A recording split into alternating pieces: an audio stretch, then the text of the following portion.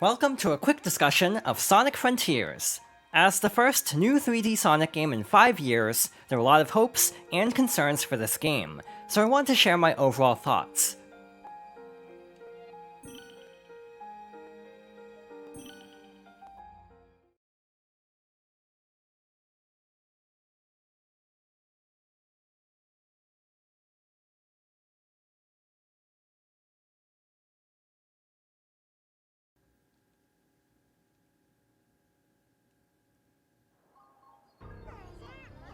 For the most part, I really liked Sonic Frontiers, but there are definitely aspects that I wish were handled differently.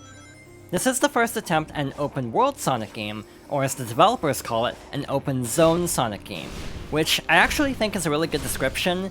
Instead of like a seamlessly connected open world similar to something like The Legend of Zelda Breath of the Wild, it's more segmented, similar to something like Super Mario Odyssey, which I actually think works pretty well. The areas are still very large and fun to explore for the most part, given Sonic's speed.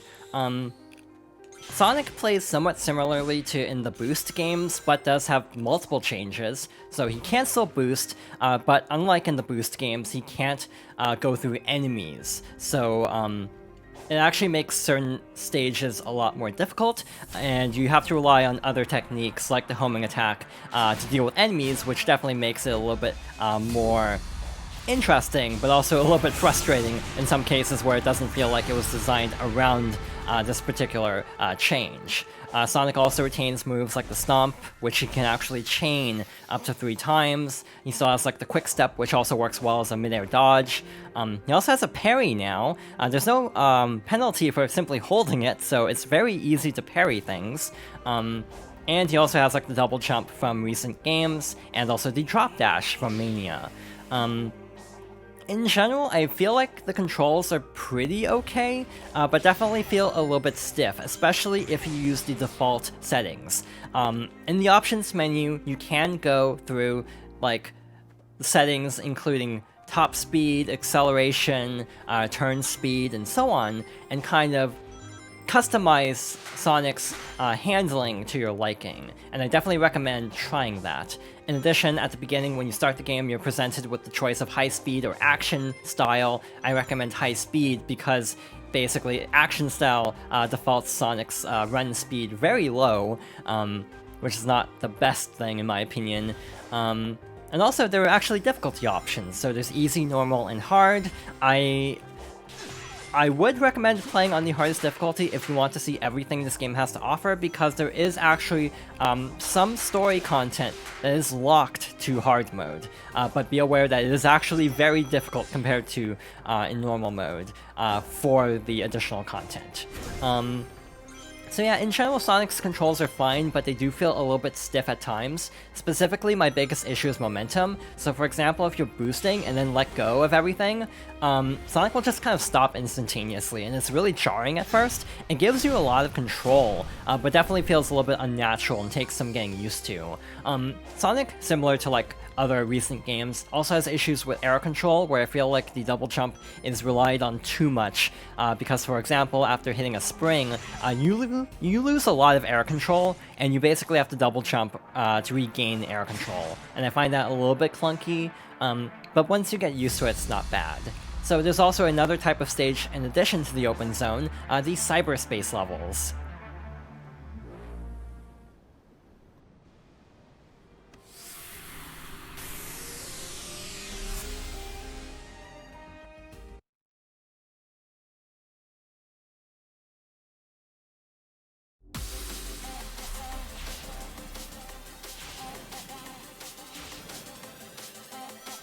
The cyberspace levels are a little bit more traditional, but actually have a ton of issues. For example, I feel like the quick step goes too far, so it doesn't line you up directly between the 3 lanes, so you often overshoot, and in this level I run into walls a lot if I try the quick step.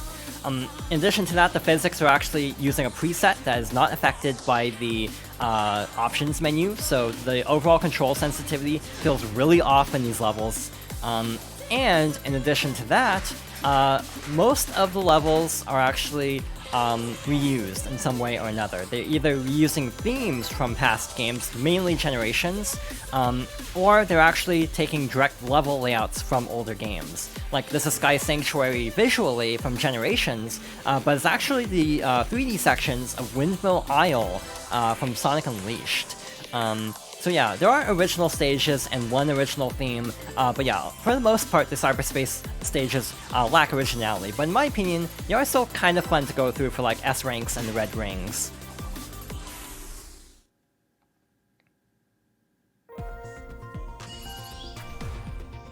Also, for some reason, the toughest S rank time is the second level in the game.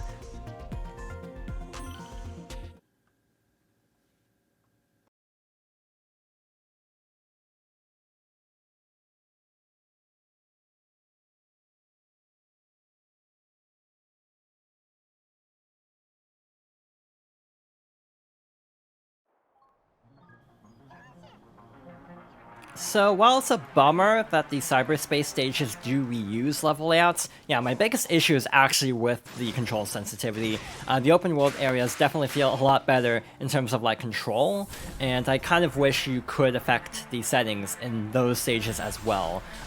In actuality though, with the overall gameplay loop, for example, by clearing these stages you unlock vault keys to get Chaos Emeralds. To access the cyberspace stages, you have to collect portal gears from mini-bosses, and also to further the story, you have to collect memory tokens corresponding to different characters. You actually don't have to do things in the like intended way in some cases. So for example, instead of having to fight this like tower mini-boss, you can get portal gears like around the world and through a fishing mini-game. Same with the memory tokens and the vault keys. So if you don't want to bother with the cyberspace stages, like if you really dislike the physics and don't enjoy going through the stages for one reason or another, you can basically skip a lot of these stages and just find other ways to collect everything.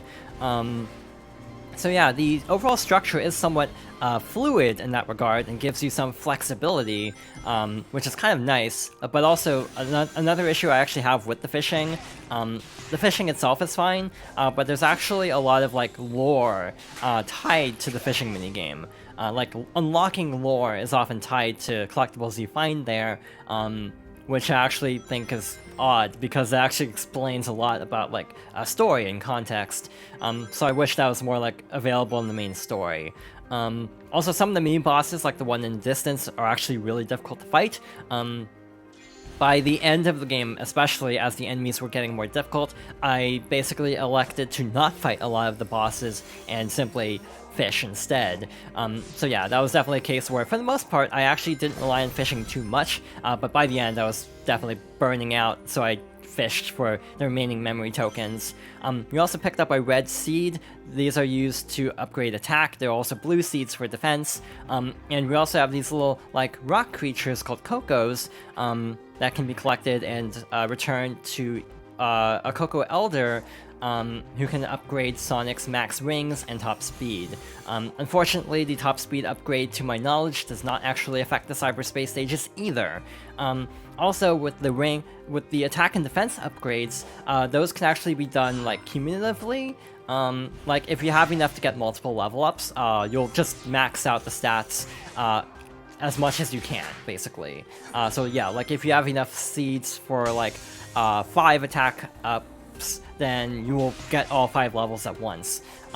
With the rings and top speed, you have to unlock each level one by one, which is very annoying. I hope they streamline that either through a patch or like if they attempt this style of game in the future, I hope they streamline things like that. So yeah, there are a lot of positive things I have to say about this game.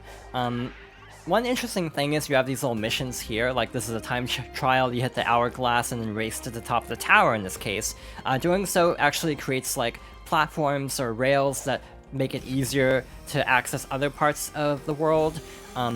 So like it's actually pretty fun to explore, and it definitely feels like partly because of how fast Sonic is, it's actually, for the most part, relatively easy getting around each area and solving all the puzzles. Again, as much as people were comparing this game to Breath of the Wild. Oddly enough, with some of these puzzles, they actually reminded me a lot of things you'd find in like the open world Lego games. Which also I don't mean as a bad thing. I actually enjoyed those games from what I played. But yeah, you have a ton of mini bosses to fight, memory tokens to find, and like missions to complete along with the cyberspace stages, so I definitely feel like the world isn't like as empty as I was expecting it would be, especially given the initial showings of the game were not overly promising in that regard, but then again, they were early showings, so it kind of makes sense. But yeah, this game has actually been a bit of an emotional roller coaster to follow as a Sonic fan. Every time there was like good news, it feels like it was followed up by bad news immediately after. So for example, the game was announced at a Sonic Central in May 2021 along with Sonic Origins and Colors Ultimate. We basically just got a teaser trailer. But it was kind of cool, but also the metadata of that trailer accidentally included a working title for Sonic Frontiers, which was Sonic Rangers. People traced the name to a playtest leak, I want to say from the year before, where they talked about playtesting a game called Sonic Rangers, which was like an attempt at an open world Sonic game, and like you're trying to collect all the Chaos Emeralds, and then you have to fight a huge boss at the end, Super Sonic, and you could attack enemies by like circling around them. So yeah, in general, this leak kind of was interesting because they also said the playtest wasn't very fun, so that caused some concern, but then again, it's a playtest very early on, it most likely won't be great. By the way, you can actually perform like an infinity symbol with the side loop, as it's called, to gain infinite boost for a time, and you can also collect rings and even like vault keys and memory tokens by just simply spinning in circles, so that's another way to unlock things. Also, one thing I forgot to mention about the combat, there's actually a skill tree, so you unlock different moves as well. Also the story, you can unlock new attacks through the story as well. It's actually really easy to level up. Like, I had a lot of the moves pretty early on, so I almost feel like the progression is too fast, but in a way it's actually kind of fun. You can overpower enemies pretty quickly, meaning fights that would normally be kind of annoying are actually not as bad as they may seem because of how quickly you can power up via the like defense and attack seeds and the skill tree. But also another issue I have with combat is there's like no iframes, so if an enemy has a multi-hit attack, you can very easily lose like all your rings very quickly, or or get a game over. There are no lives in this.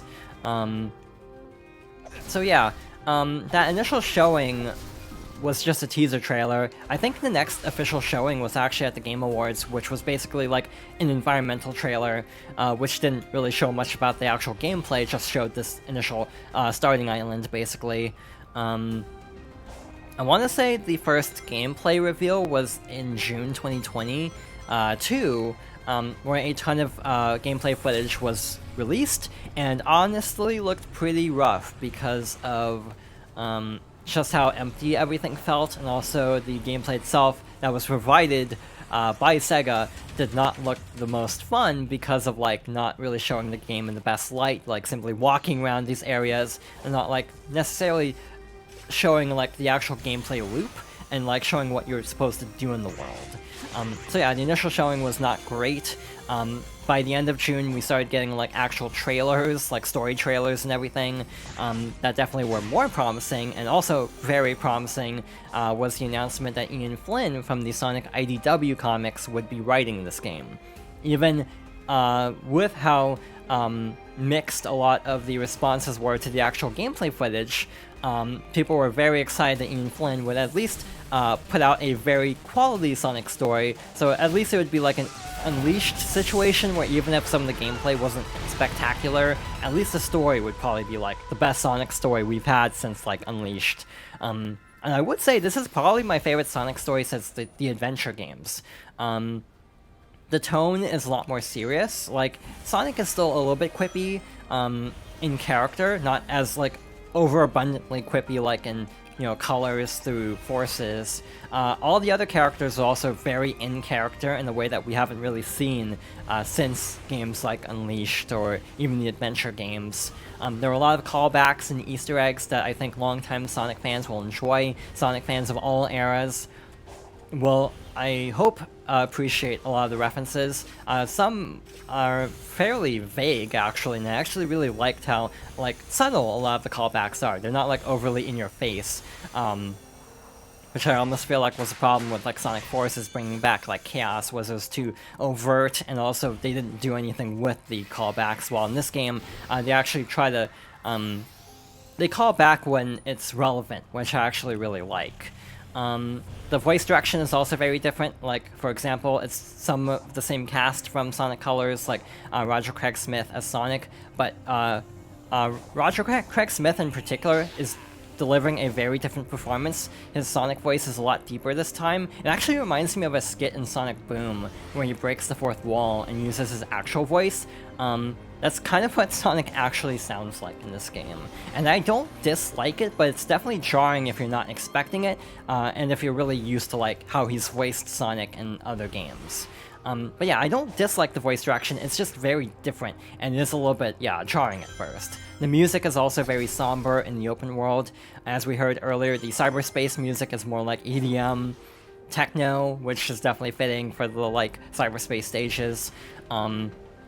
And there's a third genre as well, used for very special circumstances, and I think I actually won't talk in much detail to keep that a secret, because it's a very hype moment when you actually hear it in context. But in general, this is also a pretty solid soundtrack. I feel like it's a little bit concerning when you get to the open world and it's this somber, but also as you complete more missions and in the story, the music does pick up, more instruments get added, so I do like that dynamic soundtrack as you progress, that picks up a little bit, but it's still pretty somber. But yeah, in general, I think my favorite part about this game, as I was kind of expecting all along, was actually the story. I do feel like the gameplay itself is fun, but does have a lot of frustrating moments, some of the required areas and puzzles are actually really annoying to get through. But in general, I definitely think this game is still worth playing, especially if you're a longtime Sonic fan of the adventure games who really likes all the lore implications that this game has. If you're more casually into the franchise's storytelling and are more interested in the gameplay, I'd say maybe wait for a price drop because it's fun, but not spectacular in terms of gameplay, and it's definitely very frustrating at times. But overall, the game did win me over because of its charm and storytelling, and it has a lot of heart in a way that I haven't seen in a Sonic game in a very long time. Another thing is a lot of preview coverage was also very promising for this game, so even though the actual official reveal looked really shoddy, at least the responses of people who actually got to play the game hands-on did enjoy it. And also one thing that actually reassured me quite a bit before launch is how much Sega is specifically pushing this game through marketing. For example, this is the first full-price Sonic game since 2006, because I think Unleashed was $50 instead of $60, and most Sonic games are either budget titles, $50 or $40 even. Forces was only $40. But beyond just the pricing of the game being the first full-price Sonic game, they're also doing a lot of promotional deals, in Asia specifically. For example, in Japan, you can actually get DLC for Sonic's shoes and gloves, and also sound effects themed around the VTuber Inugami Korone. In South Korea, they did recently a commercial featuring the K-pop group Kep1er. So yeah, they were heavily marketing this game in a way that I've never seen, or haven't seen in a very long time from Sonic, and that also reassured me that this would be the most ambitious game, and I hope it succeeds because I want the series to keep pushing forward. And while I don't think the game quite reaches its full potential, this is a fantastic foundation for future 3D Sonic games. So yeah, I hope this game succeeds, because I think they're onto something special, but this game isn't quite there yet. But I still recommend it, especially for fans who are interested in the story aspect of it. But with that being said, thank you for watching, and I hope you'll join me next time for another discussion.